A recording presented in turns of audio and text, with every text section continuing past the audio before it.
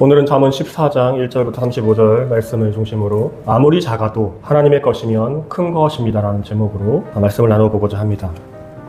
잠언을 읽으면 읽을수록 이런 생각이 드는 것 같습니다. 읽으면 참 좋은 말씀인데 참 이 말씀대로 살아가면 좋을 것 같은데 왠지 나랑은 좀 안 맞는 것 같은 너무 좋은 말씀이어서 내가 이 말씀대로 살아가기에는 조금 어렵지 않나 라고 하는 그런 생각이 듭니다. 또 하나 세상 속에서 이렇게 말씀을 지키며 살아갈 수 있는 사람이 과연 있을까라는 그런 생각도 합니다. 또 하나는 자꾸 내게 있는 무언가를 내가 힘들게 얻어서 가지고 있는 것들을 누군가에게 나누어 주어야 한다라고 하는 그런 생각이 들어요. 자꾸 무언가가 뺏겨지는 그런 생각을 하게 됩니다. 또 한편으로는 사람이 아무리 노력해도 지혜를 얻을 수 없고 지식을 얻을 수 없고 명철을 얻을 수 없다라고 한다면 어떻게 해야 하는가? 솔직히 말을 해서 하나님은 잘 보이시지 않고 잘 말씀하시지 않고 잘 경험되어지지 않은데 삶 속에서 어떻게 우리가 지혜롭게 이렇게 지식을 가지고 의롭게 정의롭게 선하게 살아갈 수 있을까 하는 그런 생각이 듭니다. 이런 생각이 들면서도 또 한편으로는 그러함에도 불구하고 하나님이 잘 보이지 않고 하나님이 계신 것에 대해서 증명하기 어렵지만 그러함에도 내가 주일에 예배에 나와서 찬송을 부르고 기도를 하고 다른 곳에 뛰쳐나가지 않고 이곳에서 함께 예배드리고 있다는 것 자체가 또 한편으로는 은혜라고 하는 그런 생각이 들기도 합니다. 하루하루 살아가면서 믿음을 잃어버리지 않고 그래도 나는 하나님을 믿고 있는 사람이야. 예수님이 나를 구원해 주셨지 하는 그런 생각을 가지고 그런 믿음을 가지고 살아가는 내 자신이 너무나 대견하다는 생각을 하게 되는 한 주입니다. 우리는 성경에서 이야기하는 믿음과 구원과 은혜와 사랑과 소망과 그리고 인내 이런 모든 것들을 설명하기가 어렵습니다. 그렇지만 또 한편으로는 나에게 이런 것들이 없나? 라고 질문해보면 또 한편으로는 있지 않나? 라는 생각을 하게 됩니다. 우리에게 잘 보이지 않지만 그러함에도 이러한 생각을 하고 있다라고 하는 것, 그러함에도 내가 은혜를 누리고 살아가고 있지, 그래도 내가 하나님이 나를 돌봐주시고 있지 라고 하는 생각을 갖고 있는 것 자체가 구원받은 하나님의 자녀인 것을 기억하는 우리 모두가 되기를 주님의 이름으로 축복합니다. 1절 말씀 함께 읽겠습니다. 지혜로운 여자는 집을 세우지만 어리석은 여자는 제 손으로 집을 무너뜨린다. 아멘. 세상에 살아가고 있는 모든 사람은 인종을 가리지 않고 온 세상의 사람들은 자신의 집을 무너뜨리고자 하는 사람은 없을 것입니다. 세상의 모든 사람들은 자신의 집이 든든히 세워지기를 원하는 마음으로 일을 하고 원하는 마음으로 가정을 이루고 원하는 마음으로 살아갑니다. 그런데 어떤 사람의 집은 든든하게 세워지는 것 같은데 또 어떤 사람의 집은 아무리 노력해도 그 집이 든든히 세워지지 않는 것을 또 봅니다. 또 어떤 사람은 그렇게 특별하게 노력하지 않는 것 같은데 그 집이 수월하게 세워져 가는 그런 사람들을 봅니다. 이렇게 많은 사람들이 그것을 바라지만 결과가 너무나 다른 경우를 봐요. 알고 있는 지식과 지혜가 달라서 그럴까요? 아니면 주위의 환경이 달라서 그럴까요? 태어난 조건이 달라서 그럴까요? 이렇게 이유를 따져보면 셀 수 없이 많이 나열할 수 있겠지만 설명할 수 없는 일이 세상에서 일어납니다. 그러나 오늘 1절에서는 지혜로운 여자는 집을 세우지만 어리석은 여자는 제 손으로 집을 무너뜨린다라고 이야기합니다. 1절이 말하고 있는 말은 무엇일까요? 지혜로운 사람, 지혜로운 여자, 지혜로운 남자가 집을 세운다. 그 말은 지혜는 사람이 노력해서 얻을 수 없는 것이기 때문에 다른 말로 하면 하나님을 온전히 경외하는 사람, 하나님을 온전히 믿어지는 사람, 하나님이 살아계심을 경험하고 있는 사람의 집은 세워진다라고 하는 그 말입니다. 반대로 어리석은 여자라고 하는 말은 무슨 말이냐? 이 어리석은 사람은 하나님이 경험되어지지 않는 사람이 어리석은 사람이 되는 것입니다. 우리가 아무리 많은 것을 가지고 있어도 하나님이 경험되어지지 않으면 어떤 어리석은 선택을 할 때가 있습니다. 많은 것을 얻고 많은 것을 채우고 많은 것을 누리지만 결국에는 하나님이 경험되어지지 않기 때문에 믿음이 믿어지지 않기 때문에 죽음 이후에 어떻게 될지 모릅니다. 그러나 지혜로운 사람, 하나님이 믿어지는 사람은 설사 하나님이 그것을 다시 무너뜨리고 리모델링해서 다시 세우는 한이 있다 하더라도 하나님이 선택한 사람, 그 지혜로운 사람을 든든하게 세워주시는 것이 아닌가 하는 그런 생각을 하게 됩니다. 그래서 아무리 작은 것이라 하더라도 하나님이 주시는 그 말씀, 그 마음, 그 생각, 그 일을 함으로써 하나님이 세워주시는 것을 우리는 경험할 수 있습니다. 우리는 큰 꿈을 생각합니다. 큰 희망을 바라봅니다. 큰 소망을 꿈꿔요. 그렇지만 정작 하나님이 주신 작은 것 하나하나를 성실하게 나아갔을 때 우리의 삶 속에서 그것을 통해서 풍성해지는 경험을 한다는 것을 기억하시기 바랍니다. 하나님이 주신 작은 것이 어찌 보면 가장 큰 것이었어요. 그것을 통해서 깨어질 뻔했던 관계가 회복됩니다. 부서질 것 같았던 내 자신이 회복됩니다. 그리고 세워지지 않을 것 같았던 공동체가 세워지는 그런 역사가 있을 것이라고 생각됩니다. 오늘 이 말씀처럼 지혜로운 사람이 되기를 소망하시기 바랍니다. 그 지혜는 하나님에게서 온다라고 하는 것도 기억하시기 바랍니다. 2절입니다. 바른 길을 걷는 사람은 주님을 경외하지만 그릇된 길을 걷는 사람은 주님을 경외한다. 바른 길을 걷는 사람, 그릇된 길을 걷는 사람, 우리가 생각하는 그런 의미가 아닙니다. 성경에서는 바른 길과 그른 길은 하나님의 뜻으로 살아가는 사람이 바른 길이고 하나님의 뜻으로 살아가지 않은 사람이 그릇된 길을 가는 것입니다. 그래서 어떤 때는 하나님이 쟁기와 호미를 녹여서 칼을 만들라고도 하고 어떤 때는 칼을 녹여서 쟁기와 호미를 만들라고도 합니다. 하나님이 그때그때 우리에게 주신 마음으로 살아가야지 바른 삶을 살아갈 수 있어요. 그래야 바른 길을 걷는 사람은 주님을 경외하는 사람, 그것이 하나님을 경외하는 삶인 거예요. 사람은 태어나면서 죽을 때까지 그 순간순간 하나님을 경외하는 것은 똑같지만 드러나는 표현의 방법은 달라질 수 있습니다. 어떤 때는 아주 작은 것에서부터 큰 것까지 그 다양한 표현의 방법으로 하나님의 경외하는 방법들이 드러납니다. 그래서 우리는 하나님이 나에게 도대체 무엇을 원하시는 것인가? 하나님이 나에게 이 자리에서 무엇을 원하시는 것인가? 하나님께서 왜 이 시간에 내가 원하는 것을 응답해 주시지 않고 내가 원하지 않는 다른 일을 하게 하시는가에 대해서 질문하고 그 안에서 그러함에도 불구하고 하나님께 감사드리며 삶을 살아가는 것이 경외하는 삶이라고 하는 것입니다. 세상은 참 아이러니하게도 내가 기도하는 대로 하나님이 응답해 주시는 경우가 거의 드뭅니다. 나는 이런 삶을 살아가고 싶었는데 어느 날 내 삶을 돌아보면 내가 원하는 삶대로 되어진 경우가 별로 없습니다. 그러함에도 불구하고 그 상황 속에서 하나님을 경외할 수 있는 것, 하나님께 감사할 수 있는 것, 만나는 사람과 내가 행하는 일과 함께 있는 그 장소에서 그 사람들과 기뻐하며 살아갈 수 있는 것에 하나님께 감사드리는 것이 하나님이 인정하시는 바른 길이라고 하는 것을 기억하시기 바랍니다. 3절의 말씀입니다. 미련한 사람의 말은 교만하여 매를 자청하지만 지혜로운 사람의 말은 그를 지켜준다. 아멘. 미련한 사람이 교만한 사람이라고 합니다. 반대로 교만한 사람은 미련하다라고 이야기했습니다. 지혜로운 사람은 그의 말이 그를 지켜준다. 많은 사람들이 지혜로운 말을 하기를 원해야죠. 말을 잘하고 싶지 않은 사람은 없을 것입니다. 어떤 모든 상황 속에서 말을 지혜롭게 하기를 원하는 마음이 있습니다. 그런데 지혜롭게 잘 안 되는 그것 때문에 내 안에서 끌탕하는 그런 모습이 있어요. 그러나 어떻게 우리가 지혜로운 말을 할 수 있어요? 겸손의 마음을 갖는 것입니다. 그럼 어떻게 겸손할 수 있을까요? 내 위에 누군가가 있다라고 하는 것을 기억하는 것입니다.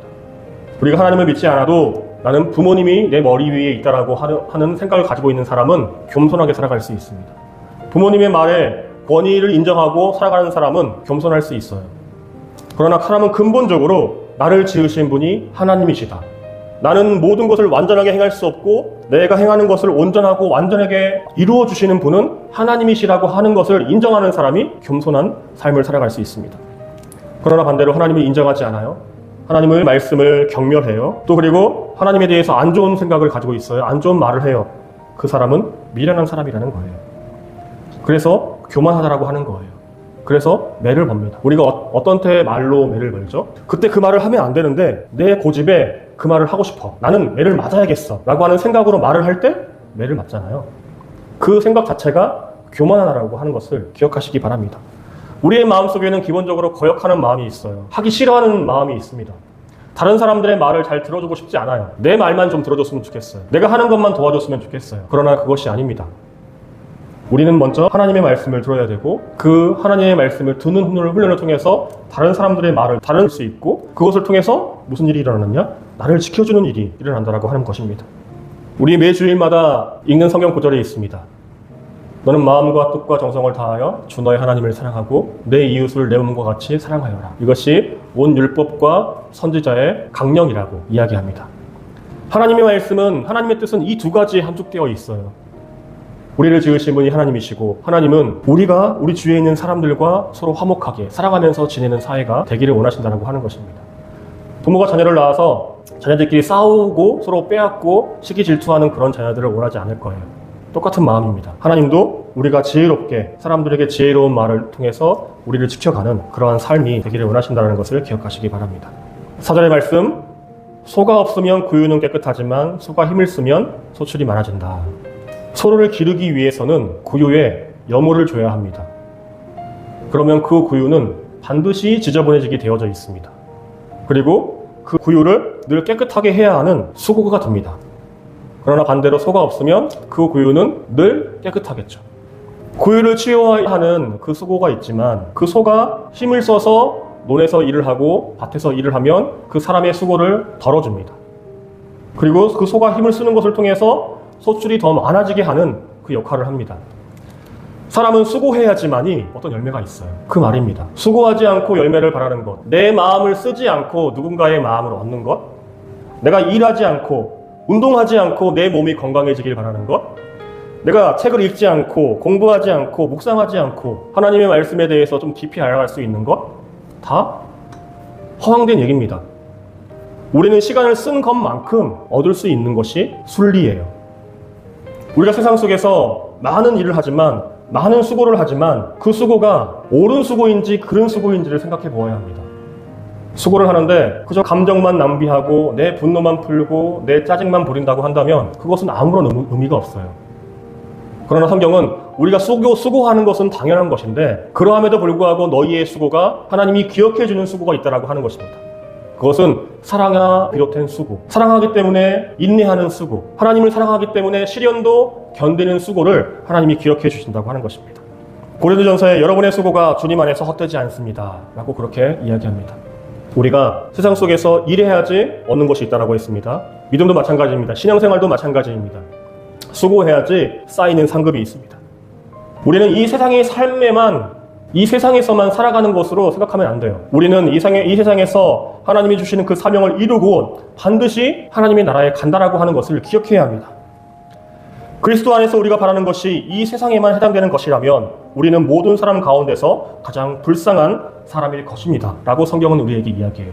이 세상에서 살아가는 것이 그것만이 전부라고 한다면 우리가 교회 다니는 것, 교회에서 예배하는 것, 하나님을 경배하는 것, 하나님의 말씀을 지키려고 그것을 위해서 애쓰는 것, 하나님의 말씀과 그 사랑을 이루기 위해서 수고하고 애쓰는 그 모든 것이 헛되다고 이야기하는 것입니다. 그러나 하나님이 계시고 하나님이 계시는 영원한 삶이 있고 천국이 있기 때문에 우리가 수고하고 애쓴 그 믿음의 노력들을 하나님이 기억하시고 그것을 통해서 영원한 하나님의 나라에서 영광을 누리며 살아간다고 하는 것입니다. 오늘 그것을 이야기합니다. 소가 없으면 구유는 깨끗하지만 소가 힘을 쓰면 소출이 많아진다. 너에게 받은 은사를 가지고 아무것도 하지 않으면 구유 안에 아무것도 없지만 너희가 받은 그 재능을 가지고 그것을 애쓰고 열심히 일구면 너희에게 열매가 풍성해질 것이다. 너희가 현재 있는 자리에서 열심히 애쓰고 노력하면 그것을 통해서 너희에게 열매가 풍성해질 것이라고 하는 그 말씀입니다. 이것을 기억하시기 바랍니다. 6절 말씀입니다. 거만한 사람은 지혜를 구해도 얻지 못하지만 명철한 사람은 쉽게 지식을 얻는다. 거만한 사람은 지혜를 구해도 얻지 못합니다.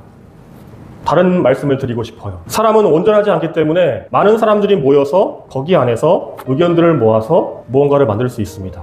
그러나 거만한 사람에게는 사람이 모이지 않습니다. 사람들은 거만한 사람을 싫어합니다. 자기 잘났다고 이야기하는 사람을 싫어해요. 그 사람한테 어떤 말도 하지 않고 그 사람에게 도움이 되는 말도 하지 않고 그 사람을 그냥 둡니다.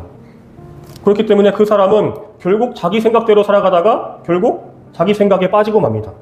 그런 말입니다. 거만한 사람은 지혜를 구해도 얻지 못한다. 거만하기 때문에 그 사람 주위에 있는 사람들에게 물어봐도 그 거만한 사람에게 어떠한 말도 하지 않습니다. 반대로 명철한 사람은 쉽게 지식을 얻는다. 이 말은 무슨 말일까요? 겸손한 사람은 쉽게 지식을 얻는다고 하는 것입니다. 왜 겸손할까요? 왜 겸손한 사람에게 쉽게 지식을 얻을 수 있는 그 일이 일어날까요? 그 사람 주변에는 그 사람에게 말을 하는 사람들이 많이 있습니다. 이 겸손한 사람은 상대방의 말을 잘 들어줍니다. 상대방의 말을 잘 공감해줍니다. 상대방의 말을 잘 인정해줍니다. 그래서 많은 사람들이 그 사람에게 와서 이런저런 이야기를 해줘요. 그래서 어쩌다 보니까 그 많은 정보들이 그 겸손한 사람에게 옵니다. 그 정보들로 인해서 그 사람은 명철한 사람이 되어지는 거예요. 너무나 쉽게 그것이 얻어지는 거예요. 이것을 기억하시기 바랍니다.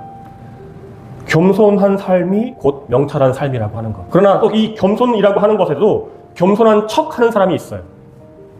내 마음에는 그것이 용납되어지지 않지만 내 마음속에서는 그렇게 살아가고 싶지 않지만 삶의 처세술로 겸손한 척 살아가는 사람도 있습니다. 그렇게 처세술로만 해도 그 사람에게는 이러한 결론이 얻어집니다. 사람들이 그 사람을 좋아해요. 그러나 하나님께서 원하시는 것은 너희 안에 이 마음을 품으라. 그리스도 예수의 마음을 품으라 하는 거예요. 사람을 사랑하는 하나님의 마음을 품으라 하는 거예요. 사람을 향하신 하나님의 마음을 품으라 하는 것입니다. 하나님을 사랑하고 이웃을 사랑하라고 하는 그 마음을 품으라고 말씀하십니다. 7절 말씀입니다. 미련한 사람의 앞을 떠나라. 내가 그의 말에서 지식을 배우지 못할 것이다. 우리 주변에, 내 주변에 거짓말하고, 내 주변에 사람을 속이고, 내 주변에 다른 사람들 뒷담화만 하고, 내 주변에서 늘 불평만 하는 사람이 있다고 한다면 그 사람을 떠나라고 하는 것입니다. 그런 사람들은 되도록이면 가까이 하지 말라고 하는 것입니다. 그러한 사람은 미련한 사람이기 때문에 그 앞에서 떠나고, 그런 사람들 앞에서는 어떠한 지식도 얻을 수 없다라고 하는 것입니다. 늘 불평만 있고 늘 악한 것만 있다라고 하는 것입니다. 교회에 다녀도 마찬가지입니다. 교회에 다녀도 다 선한 사람만 있는 것이 아닙니다. 거짓 예언자들을 살펴라. 그들은 양의 탈을 쓰고 너희에게 오지만 속은 굶주린 이리들이다. 교회에 다녀도 악한 사람, 미련한 사람이 있습니다. 이런 사람들을 잘 분별해야 돼요. 이런 사람들을 다가갈 때 조심해야 합니다. 사람들을 볼 때 저 사람이 참 진리의 말씀을 따라서 살아가는 사람인지, 저 사람은 속이는 사람인지를 분별하는 마음이 있어야 돼요. 저 사람은 교회 다니기 때문에 선한 사람일 거야. 그런 생각을 가지면 안 됩니다. 예전에 이런 말이 있었습니다. 당신은 그리스도인입니까? 나는 교회 다니기 때문에 그리스도인입니다. 라고 하는 질문에 예의합니다. 그러나 반대로 당신은 진정한 그리스도인입니까? 라고 물을 때 사람들은 거기 안에서 퀘스천 마크를 합니다. 나는 진정한 그리스도인인가? 하는 그런 질문입니다. 우리가 구원받은 성도로 살아갈 때 세 가지를 구분하며 살아가야 합니다. 첫 번째, 우리는 모든 사건과 상황과 사람들이 올 때 구분해야 합니다. 이것이 하나님의 것인가? 하나님의 것이 아닌가? 하나님의 것이라고 한다면 거기에는 목숨을 걸 수 있는 그런 마음이 있어야 돼요. 두 번째, 하나님의 것이라 하더라도 거기 안에서 구별하며 살아가야 합니다. 지금 이 시간, 이 장소, 이 사람들과 속에서 이것이 하나님이 원하시는 일인가? 아니면 내가 내 속에 있는 육신의 생각으로 그것을 하고자 하는 것인가? 라고 하는 것을 우리는 분별해야 합니다. 세 번째는 그 하나님의 일을 하면서, 하나님의 것을 가지고 하나님의 일을 하면서 우리는 그것을 통해서 성별해야 합니다. 거룩할 성, 그것을 통해서 하나님의 영광을 돌리기를 원하는 마음으로 살아가야 합니다. 이것이 우리에게 필요합니다. 하나님의 사람들이 가져야 하는 그 삶의 태도입니다. 구분하고 분별하고 성별하는 것, 이것이 우리에게 필요한 삶의 자세입니다. 11절의 말씀입니다. 가난한 사람은 이웃에게 받지만 부자에게는 많은 친구가 따른다. 세상에서 가난한 사람은 멸시를 받습니다. 그리고 부자들 주변에는 사람들이 늘 많습니다. 이것이 우리가 세상을 살아가면서 경험하는 것입니다. 교회를 다녀도 신앙생활을 해도 이것에서 우리는 자유롭기가 어렵습니다. 또 한편으로 우리 모두는 세상에서 가난한 사람입니다. 그렇게 부자로 살아가는 사람이 드뭅니다. 그럼에도 불구하고 우리가 처해 있는 환경이 가난하고 기억해야 하는 것이 하나 있습니다. 여러분은 우리 주 예수 그리스도의 은혜를 알고 있습니다. 그리스도께서는 부요하나 여러분을 위해서 가난하게 되셨습니다. 그것은 그의 가난으로 여러분을 부요하게 하시려는 것입니다. 라고 하는 말씀입니다. 예수님이 이 땅에 오셨지만 예수님이 이 땅에 오셔서 우리를 부요하게 하기 위해서 이 땅에 오셨다. 우리를 부요하게 하기 위해서 죽으셨다. 예수님이 가난하게 되신 것은 우리를 부요하게 하기 위함인 것을 기억하는 것입니다. 이것이 단순히 부자를 의미하는 것은 아닙니다. 어찌 보면 우리가 예수님을 믿어지는 그 순간 우리는 부요한 사람이 되었습니다. 왕자는 거지의 옷을 입어도 왕자입니다. 우리는 왕의 자녀가 되었습니다. 우리의 정체성이 거지입니까? 아니면 왕자입니까? 거지의 정체성을 가지고 왕자처럼 살아가는 사람을 왕자병이라고 합니다. 그러나 왕자의 정체성을 가지고 왕자로 살아가는 사람은 왕자인 거죠. 우리의 외모가 어떠하든지 간에 우리의 정체성은 왕이라고 하는 것을 기억하시기 바랍니다. 여러분은 택하심을 받은 족속입니다. 왕과 같은 제사장들이요 거룩한 민족입니다. 하나님의 소유가 된 백성입니다. 이것이 성경이 우리에게 이야기하는 것입니다.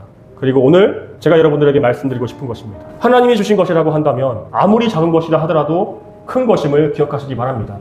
비록 그것이 내 생각에 맞지 않는다 하더라도, 내 생각과 내 소원과 내 꿈과 맞지 않는 자리라 하더라도 그것이 하나님이 허락하신 것이라고 한다면 그 일에서 성실하게 구분하고 분별하고 성별하는 삶을 살아가는 저와 여러분 되시기를 주님의 이름으로 축복합니다. 기도하겠습니다.